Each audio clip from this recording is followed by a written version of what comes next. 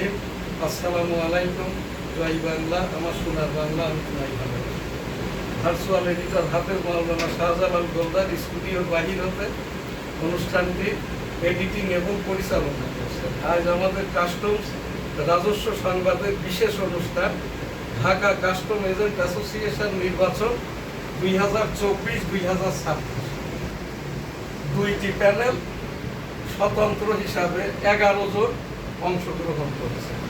একটি প্যানেল চলমান যে ঢাকা কাস্টম এজেন্ট অ্যাসোসিয়েশনের সংসদ মিজান বাশার লাবলু পরিষদ, আরেকটি সাবেক অনেকবারের সভাপতি শাহজাহান আলী মণ্ডল এবং ফারুক আলম, এই যে এখানকার আর এক প্যানেলের মোস্তফা হোসেন পাটোয়ারি। এই তিনজনের প্যানেল। আমি নিজেও স্বতন্ত্র হিসাবে শাহজাহান আলী গোলদার, আমি এই নির্বাচনে অংশগ্রহণ করেছি। আর আমাদের মানবাধিকার সোসাইটির পক্ষ থেকে সাধারণ সম্পাদক হিসাবে মোহাম্মদ আমিনুল ইসলাম সদস্য এখানে সাধারণ সম্পাদক হিসাবে অংশগ্রহণ করছে। আজ মনোনয়নপত্র যাচাই বাছাইয়ের আপিলের দিন 30 এপ্রিল 2024। আজ আমার এখানে আমি ওই গ্রাজুয়েট ইন্টারন্যাশনাল C&A প্রেজেন্টের প্রোভাইডার। আমার 1987 সাল থেকে C&A ব্যবসাটা আমি বাংলাদেশ মাননীয় সুপ্রিম কোর্টের অ্যাপিলেট ডিভিশনের রেভিনিউ অ্যাডভাইজারি লয়ার। আমি এখানে প্রায় এই 39 বছরের মতো C&A প্রেজেন্ট ব্যবসার সাথে জড়িত, যার 32 বছর ঢাকা কাস্টম এজেন্ট অ্যাসোসিয়েশন। ঢাকাস্থ জেলা ICT পানগাঁও কাস্টম হাউস শুরু থেকেই এখানে আমার ব্যবসাটা পানগাঁও কাস্টম হাউস হওয়ার পরে 2 বছর এখানে কার্যক্রম চালু হয় নাই। তখন বর্তমান মাননীয় প্রধানমন্ত্রী শেখ হাসিনা এবং তৎকালীন বন্দর মন্ত্রী শাহজাহান খানের এখানটায় অনেক প্রচেষ্টায় পানগাঁও কাস্টম হাউসটা চালু হয়। চালু হলেও কোনো লাভটা নাই। পানগাঁও কাস্টম হাউসে কোনো কর্মকাণ্ড নাই। এখানে স্টেক হোল্ডার এবং অন্যান্যদের যারা কর্মকর্তা কর্মচারী আছে, C&A মালিক যারা, ওখানকার প্রায় 400-র মতো নতুন C&A মালিক, এদের অফিস ভাড়াটা দিতে পারে না, অনেক কষ্টে আছে। তো এখানটাই আমি এখানে আমার এই পাশেই বসা সাবেক সভাপতি ঢাকা কাস্টম এজেন্ট অ্যাসোসিয়েশন, ওনার সাথে আমার প্রায় 33-34 বছর আগের থেকে পরিচয়। যখন আমার এই ঢাকা কাস্টমে এই যে লাইসেন্সটা আমি করি নাই তখন থেকে তখন উনি সাংগঠনিক সম্পাদক পদে, আমি লাইসেন্স হওয়ার পরে প্রথম আমার এই অফিসে আসেন। এইটাই তো মিটার প্রচার সম্পাদক। সেই থেকে নিয়ে উনি এখানকার আমাদের এখন C&A ব্যবসা আমরা যারা করছি উভয় প্যানেল এবং স্বতন্ত্র প্রার্থীদের মধ্যে সবচেয়ে বর্ষিয়ান। এবং তার সংক্রান্ত আমি যতটুকু জানি, আমার এক সময় ট্রেড ইউনিটে একটা প্রবলেম হয়েছিল লাইসেন্স সংক্রান্ত।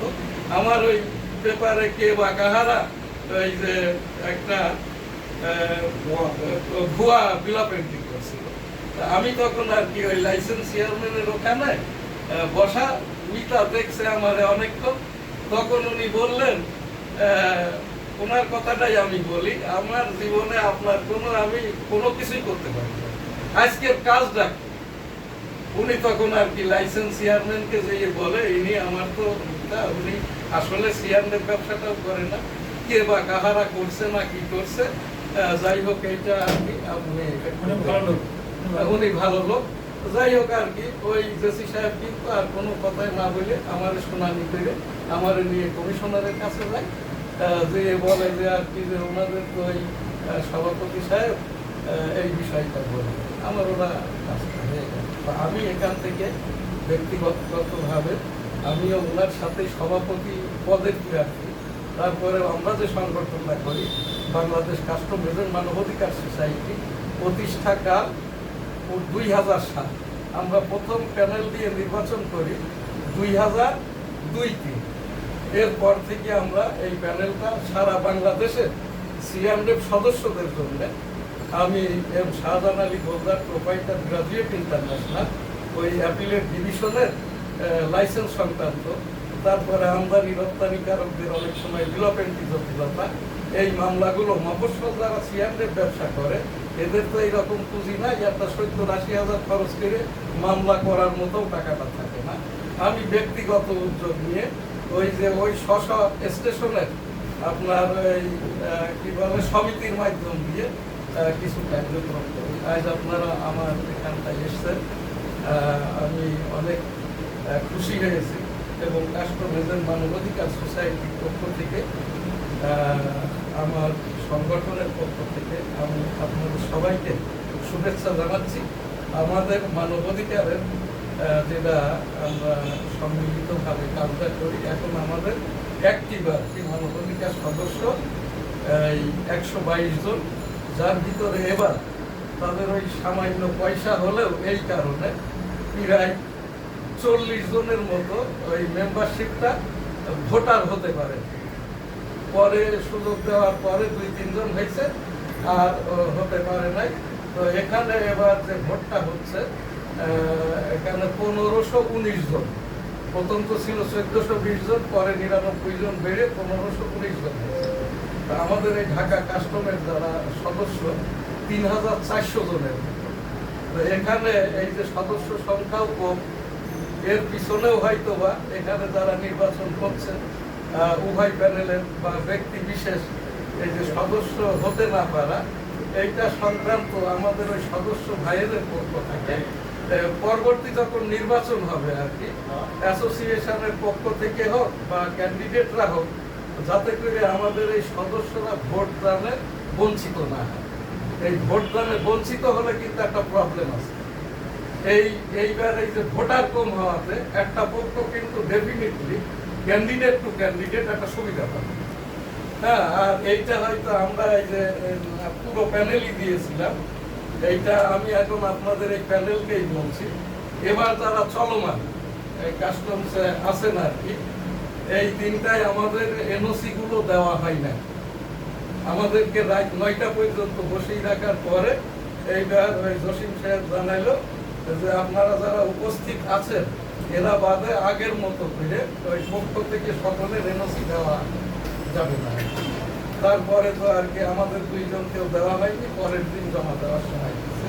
তো এখান থেকে আমার ওই সদস্য ভাইদের যারা আর্থিক অক্ষম, পরবর্তীতে যারা ভোটার হতে পারে, আপনারা সেই বিষয়টাও একটু দেখবেন এবং এইবার এই ভোটের প্রচারণায়ও এই কথাটা একটু বলবেন যে পরবর্তী ধাপে এবার তো আমাদের করার কিছু ছিল না, যে কাজটা আমি করছি কোনো একটা প্যানেলের পক্ষ হয়ে আর কি সদস্যদের কাছে যখনই ভোট চাইতে যাচ্ছি, দেখা যাচ্ছে যে একজন বেরিয়ে পড়ছে যে তার ওই ভোটারটা হওয়ার কথা ছিল হয়নি, কিন্তু সে আর একটা কোম্পানির ডিরেক্টর, সেই হিসাবে ভোটার হয়েছে। তো এখান থেকে এইটা 2-3 জন এইটা করছে। এখন এখানে আমি আপনাদের কিছু কথা শুনবো, তার আগে দিয়ে আমার এই অনলাইন টেলিভিশনের মাধ্যমে আমাদের প্যানেল পরিস্থিতিটা আমি একটু এখানে রেকর্ড করবো এবং বলে দিব আর কি। এইটা আমাদের ঢাকা কাস্টমার অ্যাসোসিয়েশনের আজকের এখানে যেটা এই আমি যখন এইটা একটু বললাম, আমার এই মিতা আর কি একটু তখন আর কি সালাম দিয়ে আপনার একটু কথা বললেন, 1 মিনিট এরপর আমি পুরোটা বলে দিয়ে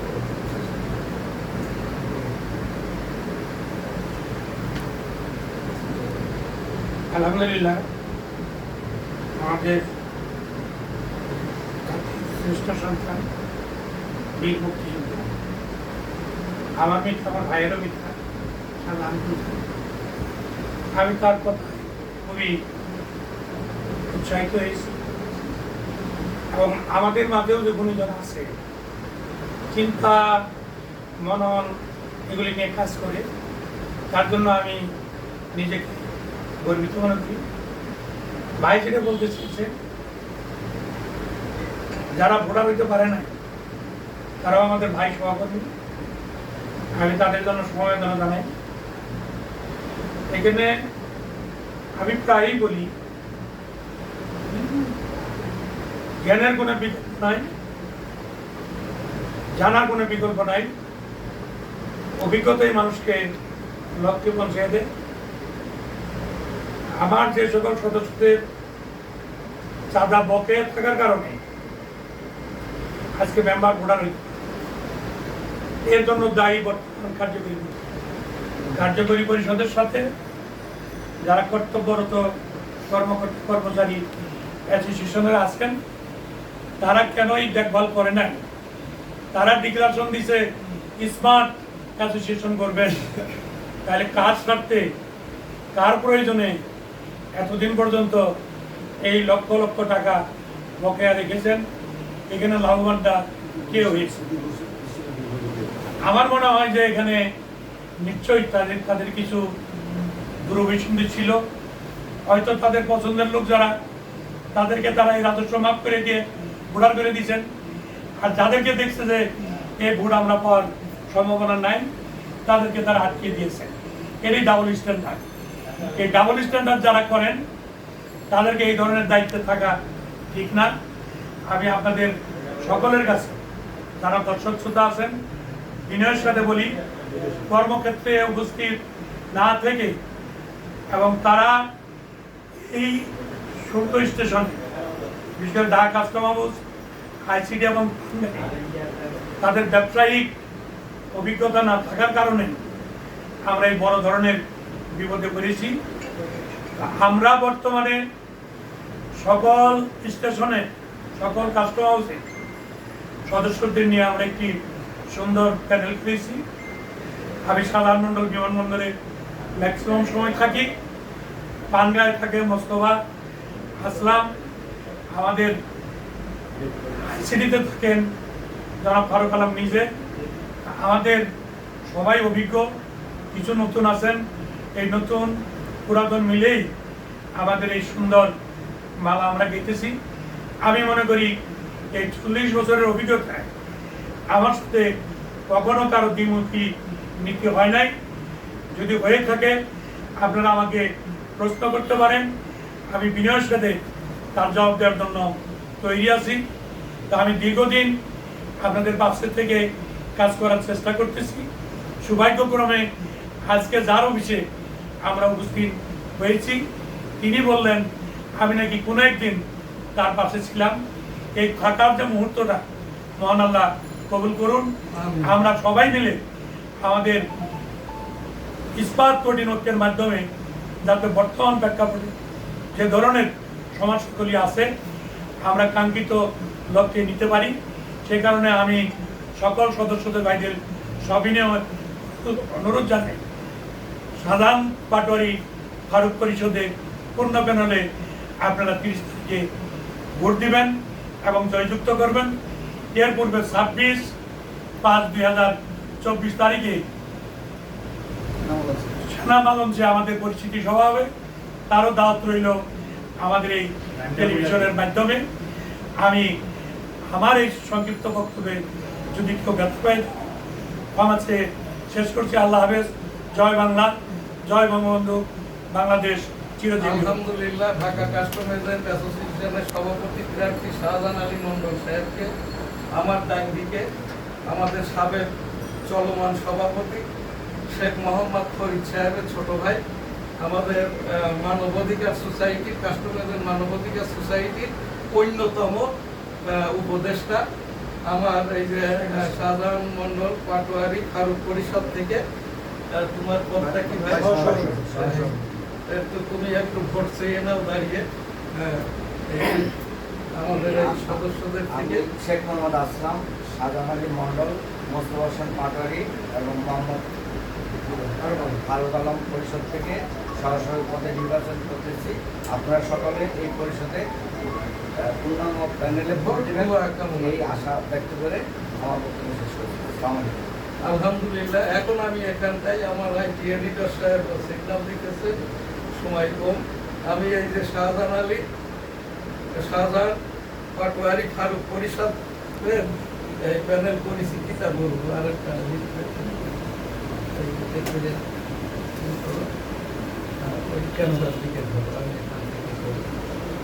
ঢাকা কাস্টম এজেন্ট অ্যাসোসিয়েশনের আসন্ন ত্রিবার্ষিক নির্বাচন 2024-2026 শাহজাহান পাটোয়ারি ফারুক পরিষদ।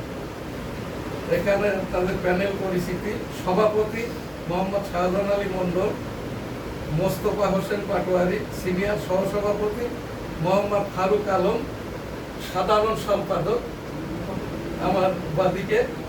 এরপরে আছেন গাজী মুনিবুর রহমান, শেখ মোহাম্মদ আসলাম, রফিকুল ইসলাম, তারপরে মোহাম্মদ শাহজাহান, শরীফ লিয়াকত হোসেন, লিপু,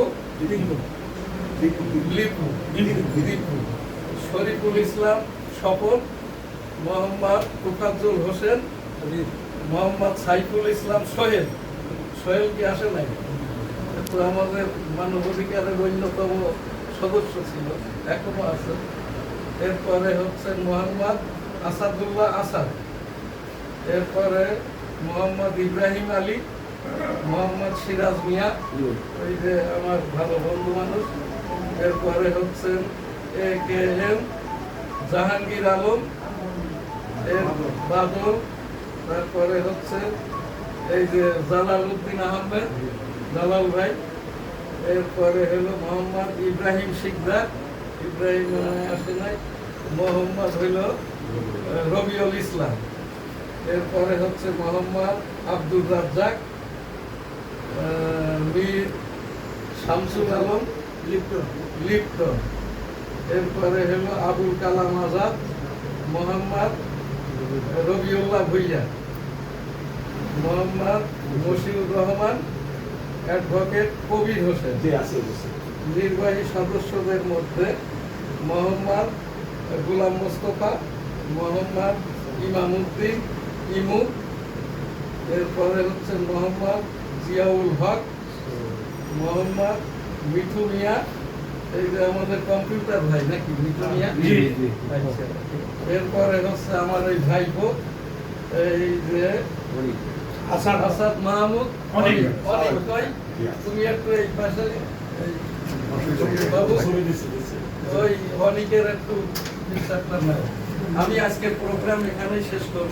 সকলে ভালো থাকবেন, সুস্থ থাকবেন, কোভিড থেকে সতর্কতায় থাকবেন। কোভিড শেষ হয়নি, ডেঙ্গুও যায় নাই। সিটি কর্পোরেশনের প্রতি নিবেদন, স্ব ওয়ার্ডের কাউন্সিলররা অন্তত মশা মরুক বা না মরুক, আপনারা একবার করে স্প্রে করেন। আমরা এটা এখান থেকে ডেঙ্গু এক পরিবারে হলে পরিবারটাই শেষ, সকলের হয়। তো এই জায়গাটায় সিটি কর্পোরেশনের প্রতি আমাদের ঢাকা মহানগর দক্ষিণ এবং উত্তরের মেয়র মহোদয়ের প্রতি আর কি, আপনারা ভাগ্যবাগীশ না হয়ে জনগণের কাজটা করেন। তারপর সাহেব, আপনি ঢাকা দক্ষিণের মেয়র, আপনি শেখ পরিবারের মানুষ, আমাদের এই যে মশার কামড়ে আমরা যাতে না মরি। তো এই জায়গাটায় এখানে আমাদের NSTV আর যে প্রোগ্রামটা আইটি এডিটর সাহেব করেছিলেন, ঢাকা কাস্টম এজেন্ট অ্যাসোসিয়েশনের সকল সদস্যদের প্রতি, যারা ভোটার হয়েছে ভোটার হন নাই, নির্বিশেষে আর কি সকলের পক্ষ থেকে আমরা আর কি এখানে আমি নিজেই ব্যক্তিগতভাবে একটি সভাপতি পদে প্রার্থী, এবং আমার এখানে এই যে সাধারণ ফারুক পরিষদের সকল সদস্যবৃন্দ আছেন, আমাদের সকলের জন্যই আর কি দুয়াটা চাচ্ছি, সেই সাথে সমর্থনও প্রত্যাশা করি।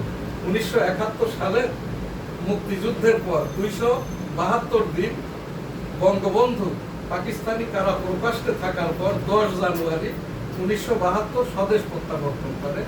দেশ পরিচালনা করতে যেয়ে যখন দেখলেন হতবরল অবস্থা, তখনই এই অধিদপ্তর পরিদপ্তরগুলো সৃষ্টি করেন। তারই মধ্যে আর কি অর্থ মন্ত্রণালয় অধীন আমাদের যেটা জাতীয় রাজস্ব বোর্ড, তারই অধীন আমরা এই যে রাজস্ব ব্যবসাটা করে থাকি। আমরা যারা সিয়ান্ডের ব্যবসা করি সকলেই রেভিনিউ লয়ার, যেটা আর কি এই যে 2009 সাল থেকে গ্রাজুয়েশন ম্যান্ডেটরি করার পরে হয়েছে, এবং আমাদের স্ট্যাটাসটা হচ্ছে একজন জয়েন্ট কমিশনারের সমান। সে লাইসেন্স আগে হোক পরে হোক, এখানে কোনো কথা নাই। লাইসেন্স মালিক যে যত বর্ষিয়ান হবে, তার ওই রকম কাস্টম অফিসারদের মতো করে যাইতে যাইতে এক পর্যায়ে যেয়ে কাস্টমসের মেম্বার সিয়ান্ডের মালিকরা। আর আমি এখানে একটা আন্দোলন করছি যে আমাদের যেরকম কোর্টে আদালতে অন্যান্য জায়গায় ওই যে ভিপি আছে, তারপরে পিপি আছে, আমাদের এইটা আরপি নিয়োগ দেওয়া হোক এনবিআর। এইটা এখানেই আমরা আজকের প্রোগ্রাম শেষ করছি। সকলে ভালো থাকবেন, সুস্থ থাকবেন, পাশের জনকে ভালো রাখবেন। আলহামদুলিল্লাহ, আল্লাহ হাফেজ।